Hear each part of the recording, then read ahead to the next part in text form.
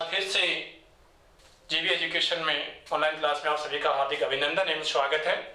आज मैं फिर सामान्य विज्ञान का नया टॉपिक लेकर आया हूं, कार्बन एवं यौगिक। सबसे पहले हम कार्बन की बात करेंगे। जो कार्बन है, कार्बन का परमाणु क्रमांक।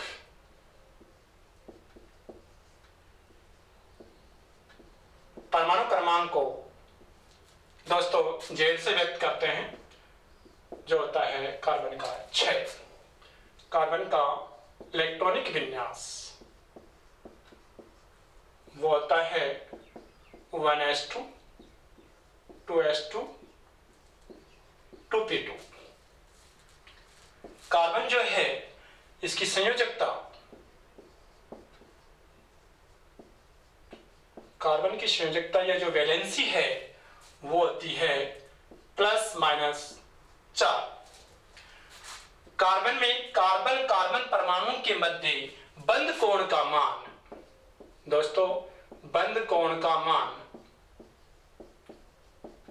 जो बंध कोण का मान है कार्बन कार्बन परमाणु के मध्य वो होता है 109 डिग्री 28 मिनट। फिर हम देखते हैं कार्बन में श्रृंखलन का गुण पाया जाता है। श्रृंखलन का गुण अर्थात प्रकृति में सर्वाधिक कार्बनिक यौगिक पाए जाते हैं। अब हम देखते हैं कार्बन से संबंधित वो कंपाउंड या वो यौगिक जिनके बारे में कुछ थ्योरीज दिए गए हैं, कुछ सिद्धांत दिए गए हैं। तो सबसे पहले मैं सिद्धांत लेके आ रहा हूं जैव शक्ति का सिद्धांत। नंबर 1 है जैव शक्ति सिद्धांत।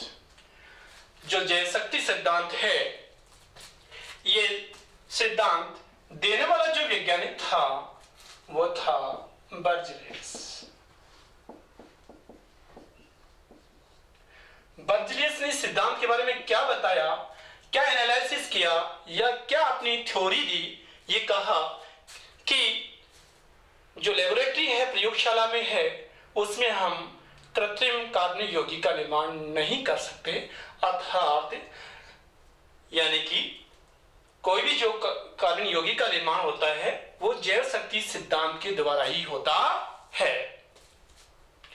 So does not formation of organic compound in the laboratory, यानी कि प्रयोगशाला में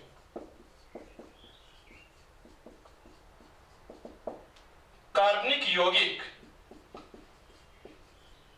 कार्बनिक जो यौगिक है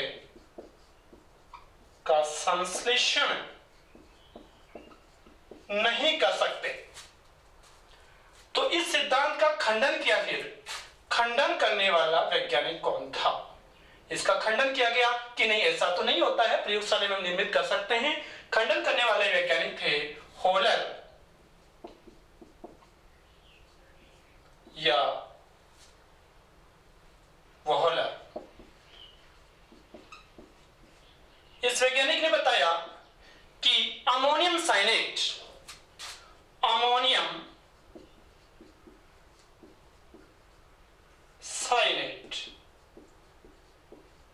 अमोनियम साइनेट द्वारा हेबर विधि के माध्यम से, विधि का नाम है हेबर विधि के माध्यम से यूरिया का निर्माण किया।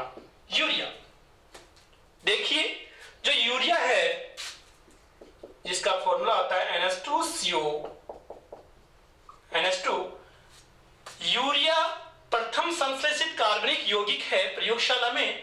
अर्थात ये जो यूरिया है ये जैव शक्ति सिद्धांत का खंडन करता है। तो एग्जाम में पूछा जाता है कि वह कौन सा ऑर्गेनिक कंपाउंड है जो जैव शक्ति सिद्धांत या बर्ज़ेलियस ने जो सिद्धांत दिया था उस सिद्धांत का खंडन करता है, यूरिया। और यूरिया में जो नाइट्रोजन पाई जाती है वो होती है 46%। अब हम आगे लेते हैं कि जो कार्बनिक जो यौगिक हैं इसमें अपरूपता का गुण पाया जाता है। तो अपरूप एवं अपरूपता, कार्बन में अपर रूप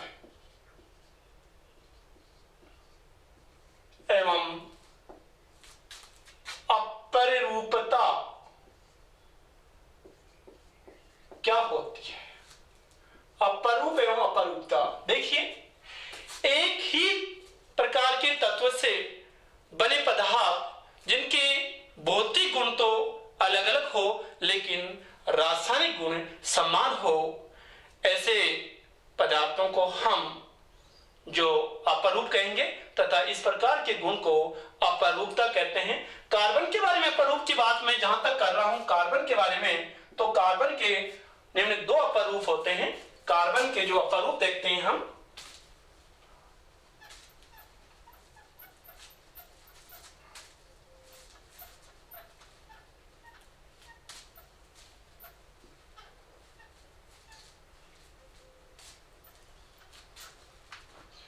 जैसा कि कार्बन है, कार्बन के अपर रूप,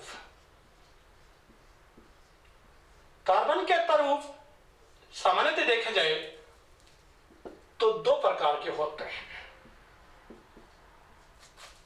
पहला जो है वो है क्रिस्टलीय अपर रूप।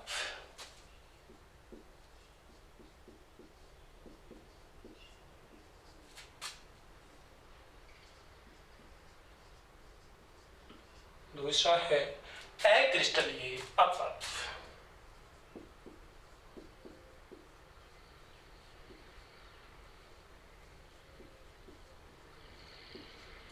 जो क्रिस्टलीय अपरूप है, इसके उदाहरण के रूप में देखूं मैं फॉर एग्जांपल, तो हीरा,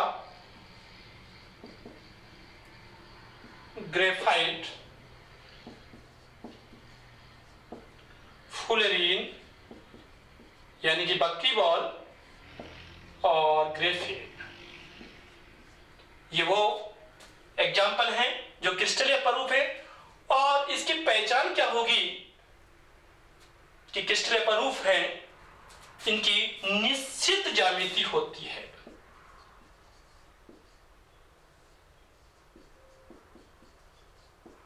निश्चित ज्यामिति। जबकि अक्रिस्टलीय जो अपरूप हैं, इनके उदाहरण के रूप में फॉर एग्जांपल मैं देखता हूं तो कोयला, कोल,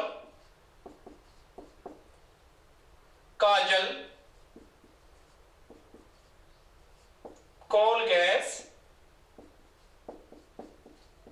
कोल गैसें होंगी, चारकोल एवं कोलता।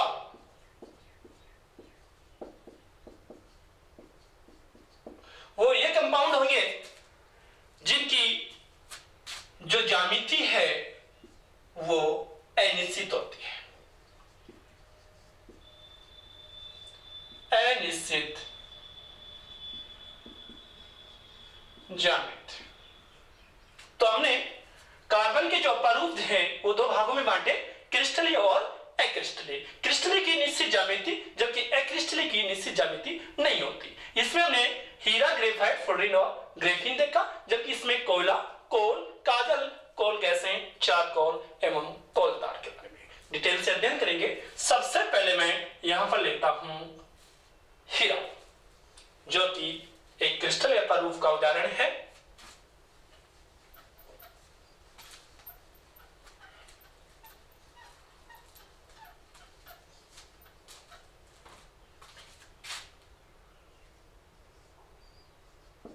हीरा, देखिए बच्चों, डायमंड की बात कर रहा हूं मैं, हीरा की, जो बहुत ही बड़ी बड़ी कांस्टेबल से लेकर के आरएस तक की कंपटीशन एग्जाम में यहां से क्वेश्चन पूछे जाते हैं। तो हीरा क्या है? सबसे पहले कार्बन का क्रिस्टलीय अपरूप, कार्बन का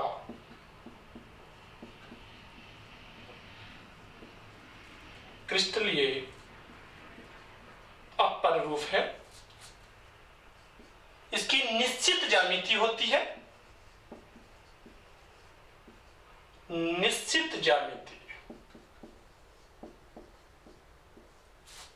हीरा जो है, इसकी संरचना देखी जाए, संरचना, तो हीरा की संरचना होती है चतुष्फलकीय।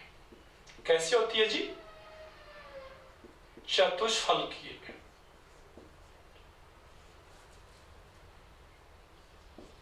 इसका विन्यास देखें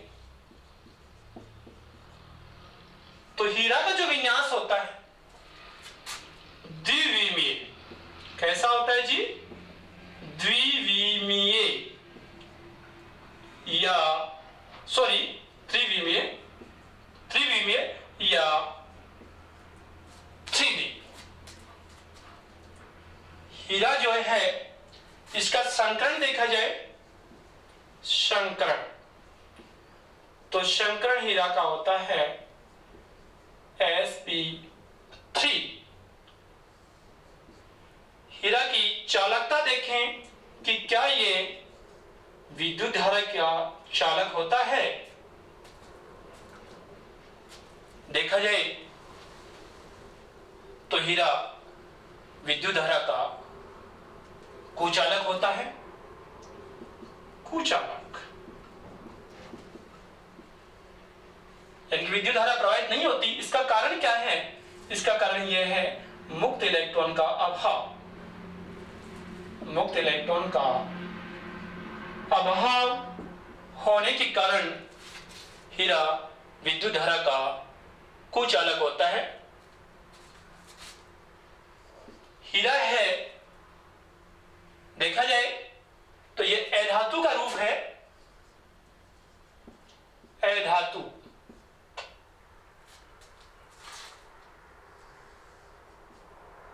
ये कार्बन का सबसे शुद्धतम क्रिस्टलीय प्रारूप है। कार्बन का सर्वाधिक शुद्धतम क्रिस्टलीय अपरूप।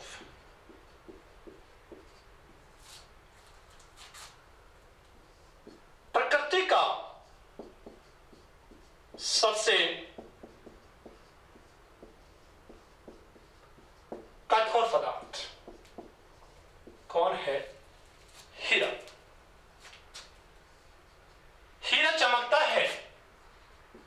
हीरा क्या करता है? चमकता है। चमकने का कारण क्या है? हीरे का चमकने के कारण यह है कि इसमें पूर्ण आंतरिक परावर्तन पाया जाता है।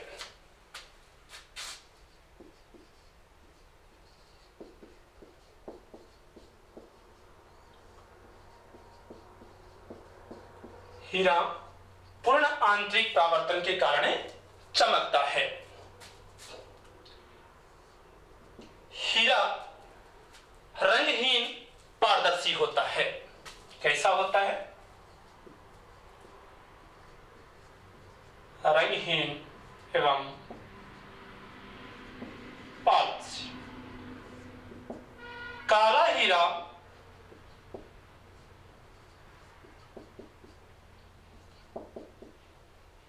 बॉड कहलाता है।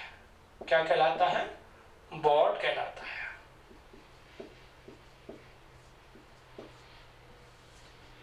प्राप्ति स्रोत देखी जाए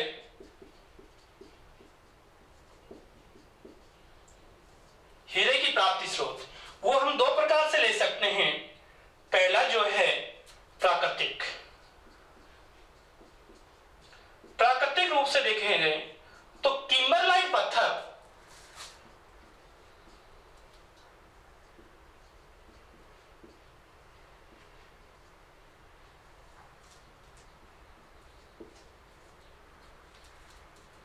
हीरे का प्राकृतिक स्रोत है।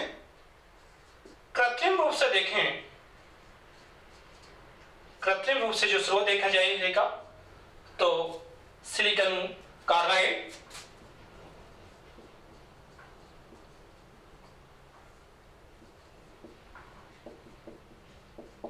या SiC, इसे अमेरिकन डायमंड या कार्बोरेंडम,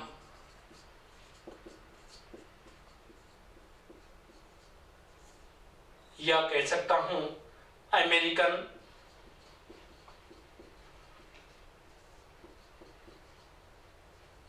डायमंड भी कहा जाता है। जब भी हम जब भी हम जो हीरा है हमारा, इस हीरे को जब भी हम 800 डिग्री सेंटीग्रेड टेम्परेचर पर गर्म करते हैं तो यह हीरा कार्बन डाइऑक्साइड गैस उत्सर्जित करता है। अर्थात हीरे को 800 डिग्री सेंटीग्रेड टेम्परेचर पर गर्म करने पर CO2 गैस उत्सर्जित होती है। तो पुणे में हीरे के बारे में जो मुख्य बातें थी वो मैंने पूरी एनालिसिस की है कि इसकी देखा जाए तो संरचना बहुत इंपॉर्टेंट है एग्जाम में पूछने की दृष्टि से।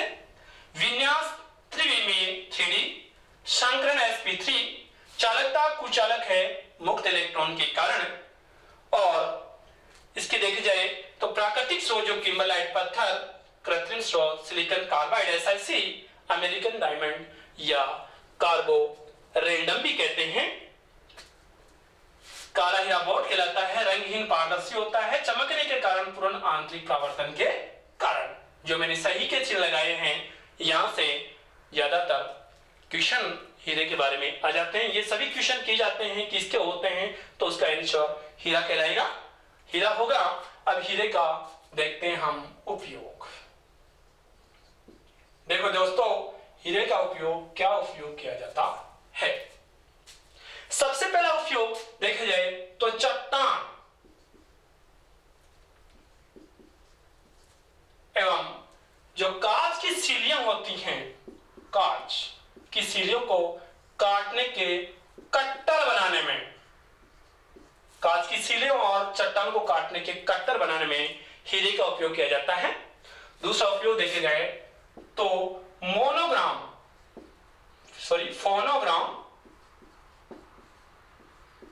फोनोग्राम की सुई बनाने में भी हीरे का उपयोग किया जाता है। इसके बाद में हम अगला लेते हैं क्रिस्टलीय प्ररूप के रूप में ग्रेफाइट।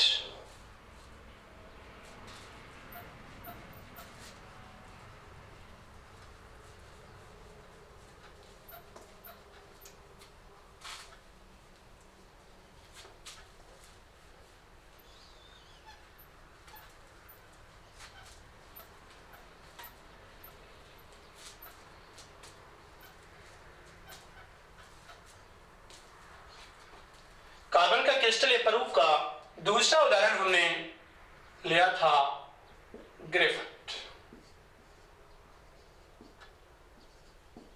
देखिए ग्रेफाइट के बारे में क्या क्वेश्चन किस टाइप के बनते हैं। सबसे पहले ये कार्बन का क्रिस्टलीय अपरूप है।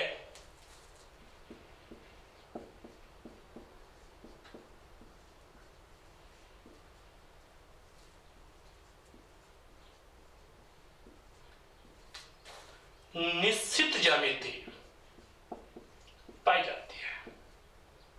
क्या होती है? निश्चित ज्यामिति पाई जाती है, प्रेजेंट होती है। जो ग्रेफाइट की जो संरचना है,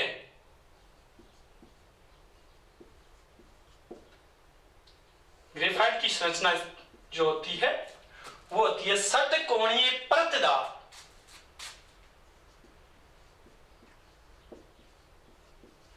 कैसे होती है दोस्तों?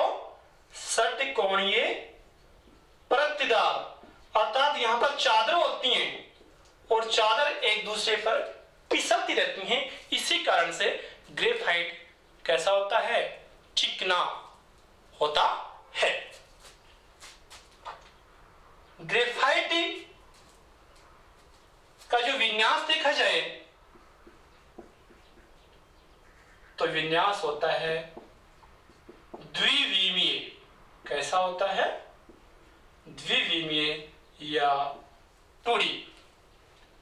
ग्रेफाइट का संकरण देखता हूं मैं यहां। संकरण होता है sp2। ग्रेफाइट देखा जाए तो यह भी अधातु है। क्या है? अधातु। अधातु की जो प्रकृति होती है या उसकी डेफिनेशन के बारे में हम बात करें तो अधातु वह है जिसमें इलेक्ट्रिक करंट नहीं बहता, यानी कि वो कंडक्टर नहीं होते विद्युत धारा के, वो अधातु होते हैं। लेकिन जो ग्रेफाइट है अधातु होते हुए विद्युत धारा की सुचालक होती है। अर्थात इसकी मैं चालकता की बात करूं मैं तो कैसे होती है, सुचालक, कंडक्टर होती है विद्युत धारा की। कारण क्या है, एक मुक्त इलेक्ट्रॉन के कारण है।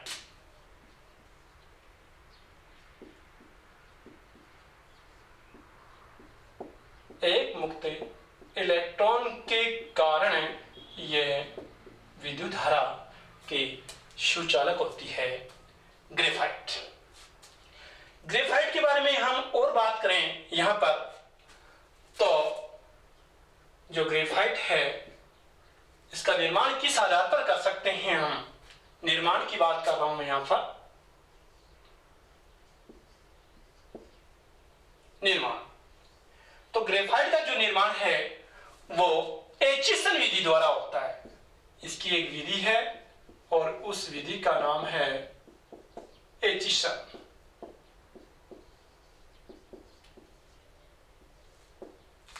क्या है वो एचिसन मेथड या विधि? यदि हम हीरा को यदि मैं 2000 डिग्री सेंटीग्रेड टेम्परेचर पर गर्म करता हूं तो ग्रेफाइट का निर्माण होता है और CO2 गैस उत्सर्जित होती है।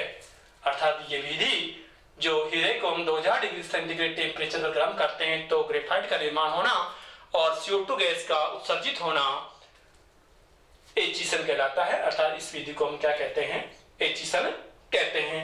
यह है ग्रेफाइट। और इसके बाद में मैं देखता हूं उपयोग।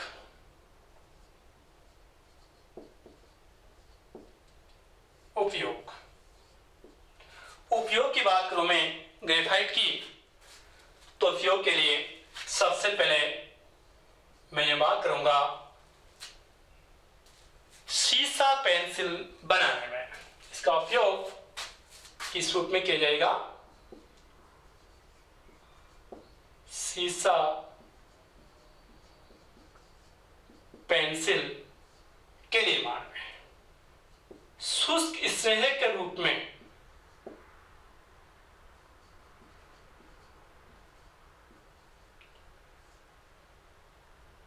लुब्रिकेंट्स के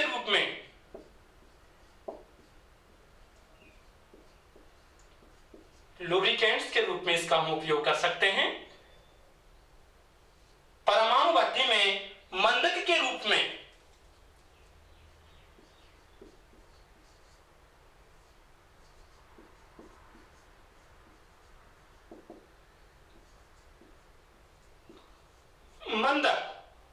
मंदक के रूप में इसका हम उपयोग कर सकते हैं।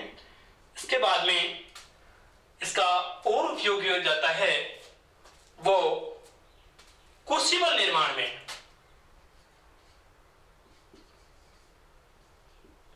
क्या होती है क्रूसिबल? देखिए, सोना और चांदी के जो आभूषण बनते हैं उन आभूषणों में देखा जाए तो हम कह सकते हैं कि जो सोना चांदी को पिघलाई जाती है वो पात्र, जो सोना चांदी जो धातु को पिघलाया जाता है उस पात्र को हम क्रूसिबल कहते हैं। कि धातु पिघलाने का पात्र बनाने में, धातु पिघलाने का पात्र जो होता है उसे क्रूसिबल कहते हैं, उसके निर्माण में। और उपयोग कह सकता हूं मैं कि जो लोहा होता है उस पर पेंट करने में,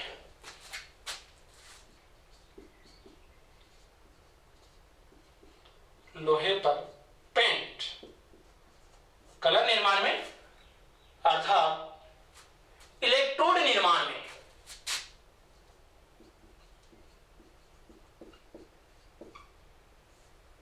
इलेक्ट्रोड बनाएंगे यानी कि एनोड एवं कैथोड के निर्माण में। एनोड एवं कैथोड के निर्माण में काम में लेते हैं। अर्थात खूब सारे उपयोग होंगे सीसा पेंसिल बनाने में, शुष्क स्नेह के रूप में लुब्रिकेंट्स के रूप में, परमाणु भट्टी में मंदक के रूप में बहुत बार क्वेश्चन किया जाता है, और क्रूसिबल और लोहे पर पेंट यानी कि इलेक्ट्रोड के निर्माण में एनोड और कैथोड निर्माण में किया जाता है। तो पुनः एक बार ग्रेफाइट के बारे में जो इंपॉर्टेंट बात है, एक तो चालकता, ये अधातु होते हुए भी विद्युत धारा का की सुचालक होती है ग्रेफाइट, क्योंकि एक मुक्त इलेक्ट्रॉन होता है। दूसरी, इसकी जो ज्यामिति होती है वो निश्चित होती है। संरचना षटकोणीय परतदार होती है, बहुत इंपॉर्टेंट क्वेश्चन बनता है यहाँ। विन्यास द्विविमीय में 2D होता है और इसका संकरण sp2 पाया जाता है, ये इसमें बहुत इंपॉर्टेंट है। अब हम अगला जो इसका टॉपिक है आगे की क्लास में लेकर आऊंगा। तब तक के लिए धन्यवाद आपको।